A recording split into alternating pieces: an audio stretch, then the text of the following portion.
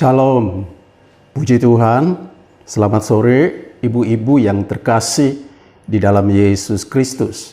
Bersyukurlah saya dan saudara bisa bertemu kembali melalui YouTube ini untuk beribadah kepada Tuhan. Sebelumnya, mari kita berdoa. Bapa Surgawi, di dalam nama Tuhan Yesus Kristus, kami kaum ibu bersyukur sore hari ini bisa kembali beribadah kepada Tuhan, secara khusus mendengar kebenaran firman Allah. Tuhan mengurapi ibu-ibu yang ada di rumah. Tuhan mengurapi hamba-Mu, Roh Kudus bekerja sehingga melalui ibadah ini mendatangkan kekuatan baru, berkat dari surga. Segala gangguan roh jahat sudah dihancurkan oleh kuasa darah Yesus Kristus. Kami akan menyampaikan firman Allah dari awal pertengahan sampai selesainya. Kami peralaskan di dalam nama Tuhan Yesus Kristus. Haleluya. Amin. Puji Tuhan. Tak lupa saya mengucapkan selamat merayakan Natal dan menyongsong tahun baru. Tinggal 7 hari lagi. Hari ini tanggal 24. Mari segera kita akan mendengar kebenaran firman Tuhan yang terdapat di dalam kitab Yeremia pasal yang ke-29 ayatnya yang ke-11. Demikian firman Allah, sebab aku ini atau Tuhan mengetahui rancangan-rancangan apa yang ada padaku mengenai kamu. Demikianlah firman Tuhan, yaitu rancangan damai sejahtera dan bukan rancangan kecelakaan, untuk memberikan kepadamu hari depan yang penuh harapan. Firman Allah ini saya beri judul rancangan-rancangan dari Tuhan. Jadi kalau berbicara tentang rancangan, itu adalah perbuatan Tuhan untuk manusia, khususnya untuk ibu-ibu pada sore hari ini. Firman Tuhan ini di pasal 29 ini adalah surat Yeremia, ditujukan kepada orang-orang yang ada di dalam pembuangan. Mereka ada di Babel, ditujukan kepada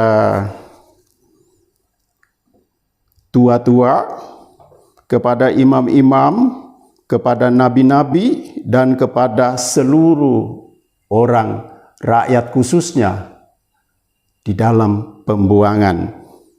Dan surat ini diberikan kepada Raja Babel, Nebukadnezar, untuk dibaca mungkin seperti itu. Isi surat itu tidak lain supaya mereka membangun rumah.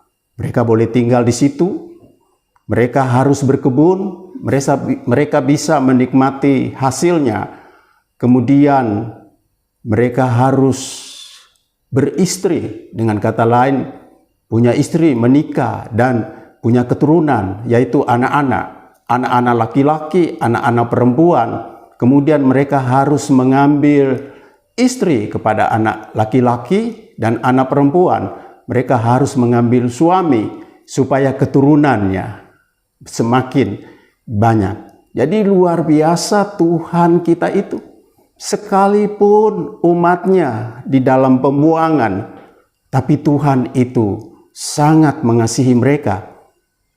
Itulah sebabnya firman Allah di dalam Yohanes dikatakan kasih Tuhan itu sangat besar, terutama bagi manusia, bagi umat yang sudah menjadi miliknya.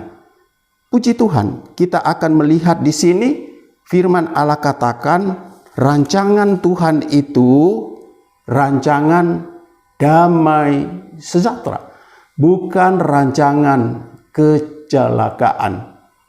Itu yang pertama. Kalau berbicara tentang rancangan damai sejahtera, kita akan melihat pertama kata damai.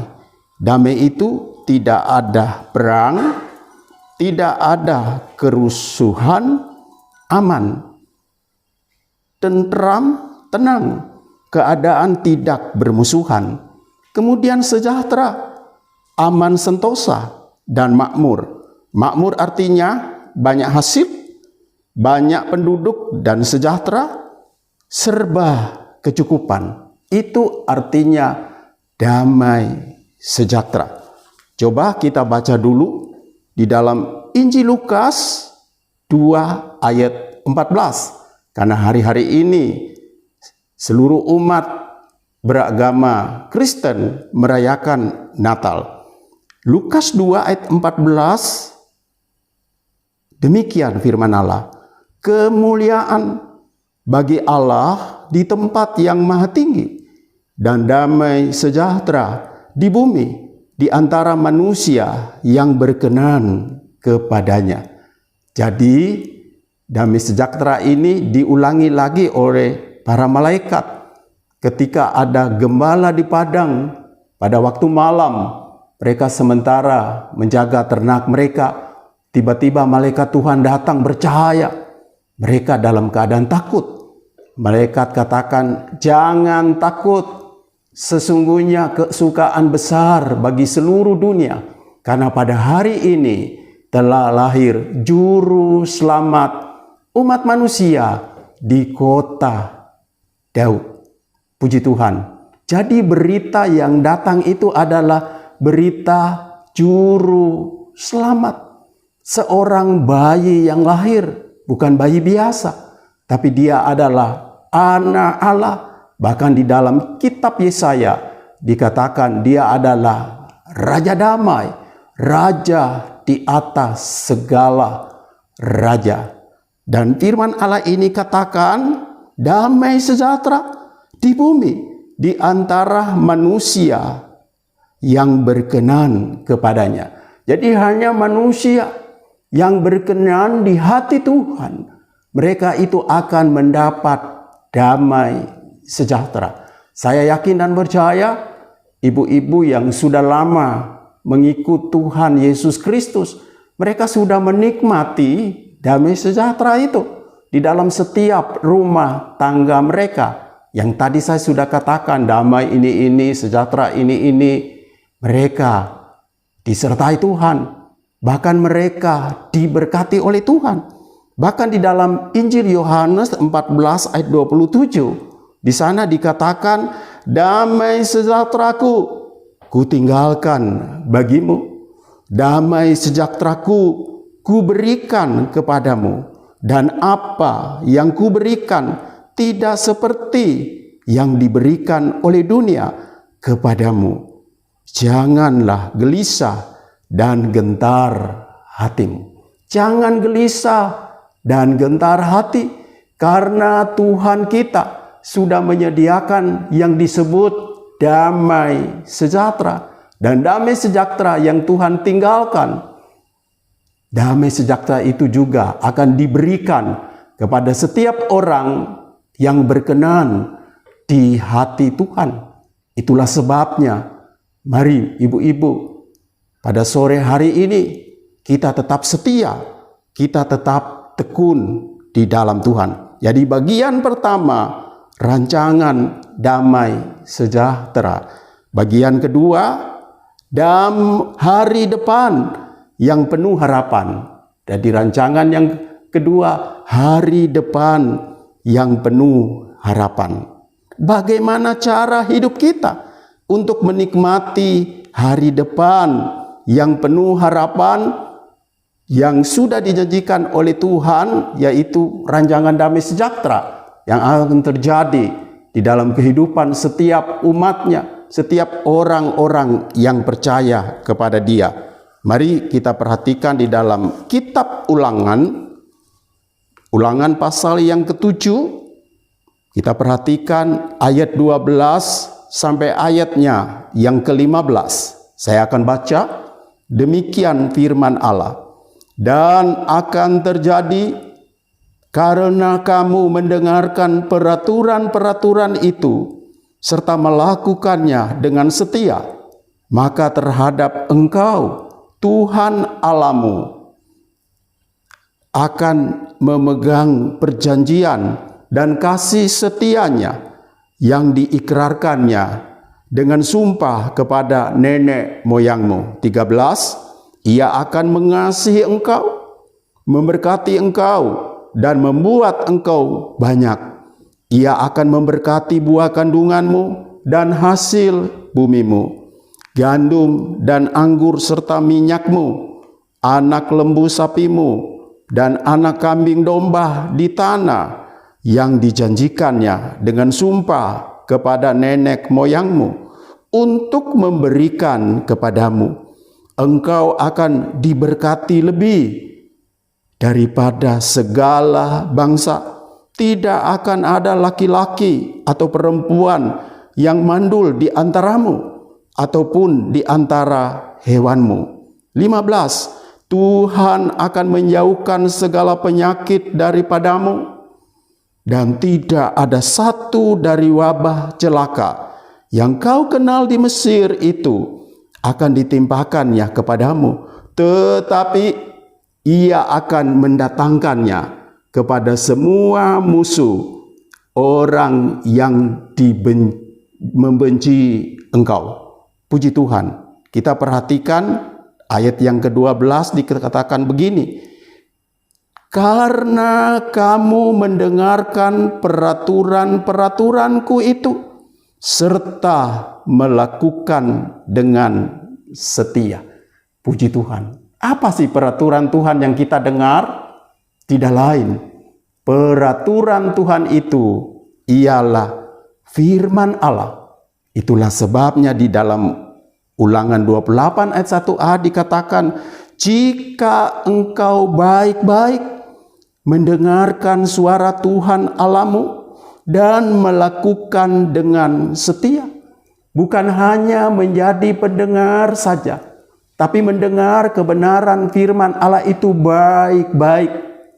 Orang yang mendengar kebenaran firman Allah baik-baik, firman Tuhan katakan, tetapi yang kesukaannya ialah Taurat Tuhan, dan merenungkan Taurat itu siang dan malam. Jadi orang yang mendengar firman Allah dengan baik, kesukaannya adalah firman Tuhan. Firman Tuhan itu akan meresap di dalam hidupnya. Mengapa? Karena dia dengan setia mendengar firman Allah dan melakukan dalam hidupnya. Dan firman Allah katakan dia itu seperti pohon yang ditanam di tepi aliran air. Coba ibu-ibu lihat, ketika pohon itu bertumbuh di tepi aliran air, pohon itu subur, pohon itu kuat. Sama saya dan saudara yang suka menikmati kebenaran firman Allah, berarti iman kita kuat, pengharapan kita kuat. Satu-satunya hanya berharap kepada Tuhan. Dan orang yang seperti itu, firman Allah katakan di dalam Mazmur 112 ayat 1, berbahagialah orang yang takut akan Tuhan, yang sangat suka kepada segala perintahnya. Saya yakin sore ini ibu-ibu sangat suka kepada segala perintah Tuhan. Mengapa demikian?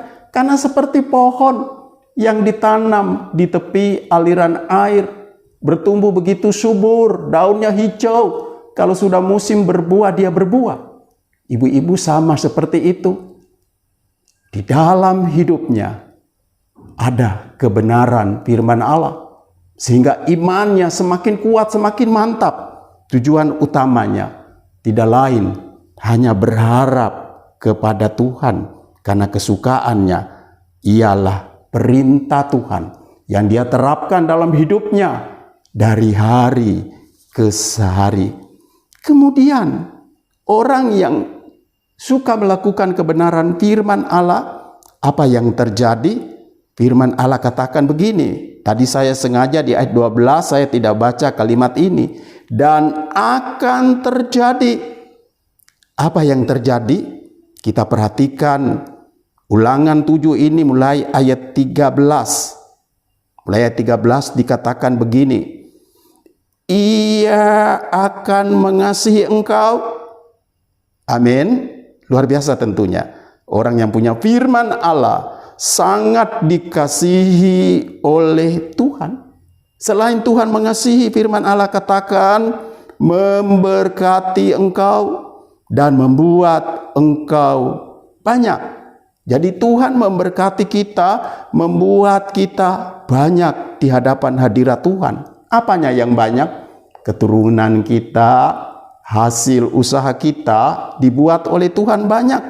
Ia akan memberkati buah kandunganmu dan hasil bumimu, gandum dan anggur, serta minyakmu, anak lembu sapimu, dan anak kambing dombamu di tanah yang dijanjikannya dengan sumpah kepada nenek moyangmu untuk memberikan kepadamu.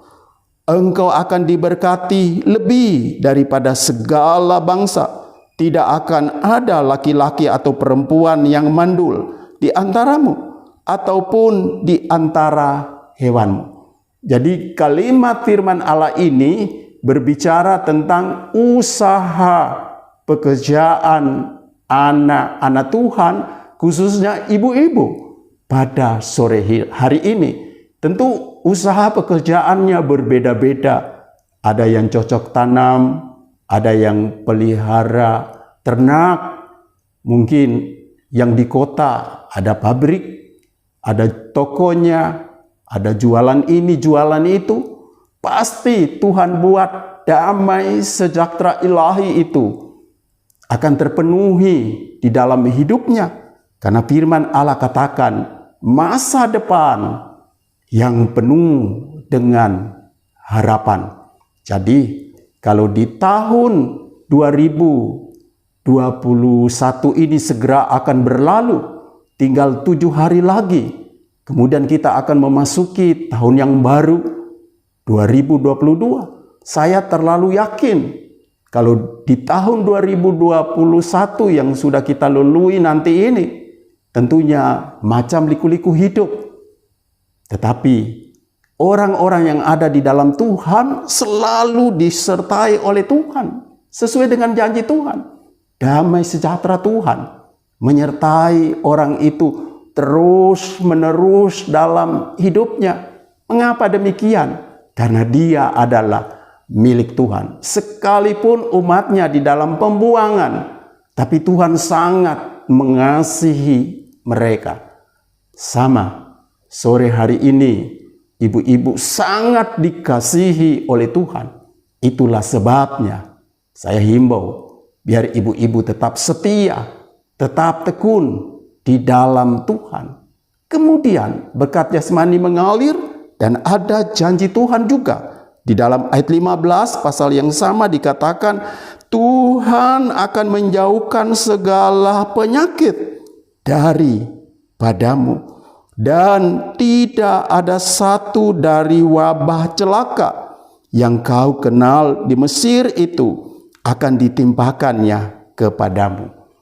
Jadi wabah penyakit dijauhkan dari anak-anak Tuhan. Sekalipun sekarang ini ada virus yang baru yang sangat berbahaya katanya, yang akan menimpa seluruh manusia di muka bumi ini. Tetapi saya dan saudara tidak usah takut, tidak usah khawatir. Anak-anak Tuhan yang berharap kepada Tuhan disertai Tuhan, dilindungi Tuhan, dijaga oleh Tuhan. Karena janji kebenaran firman Allah, Tuhan akan menjauhkan segala sakit, penyakit. Mungkin itu terjadi. Ya, kalau Tuhan beri kesembuhan, sembuh. Tapi kalau Tuhan sudah memanggil, ya berarti kita hidup lebih indah lagi. Karena kita akan masuk di dalam kerajaan surga yang sudah dijanjikan oleh Tuhan. Bahkan wabah celaka yang kau kenal di Mesir itu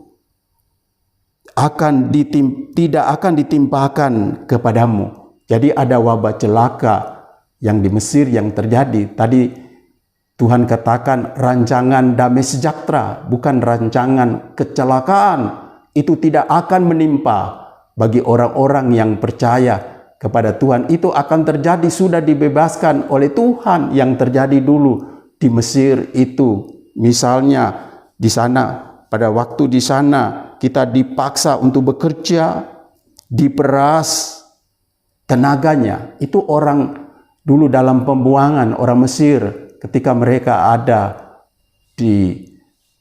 orang Israel ketika mereka berada di tanah pembuangan di Babel.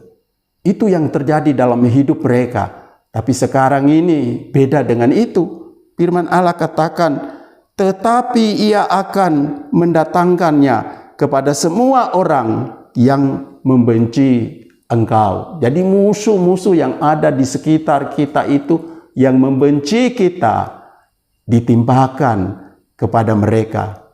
Tidak ditimpakan kepada kaum ibu yang terkasih. Kemudian di dalam Injil Yohanes 10 ayat 10b, firman Allah katakan, aku datang supaya mereka mempunyai hidup dan mempunyainya dalam segala kelimpahan. Luar biasa. Jadi Yesus sudah datang ke dalam dunia ini untuk memberi hidup kekal. Dan selama kita masih hidup, Tuhan pelihara dengan kelimpahan, khususnya bagi orang-orang yang berkenan di hati Tuhan.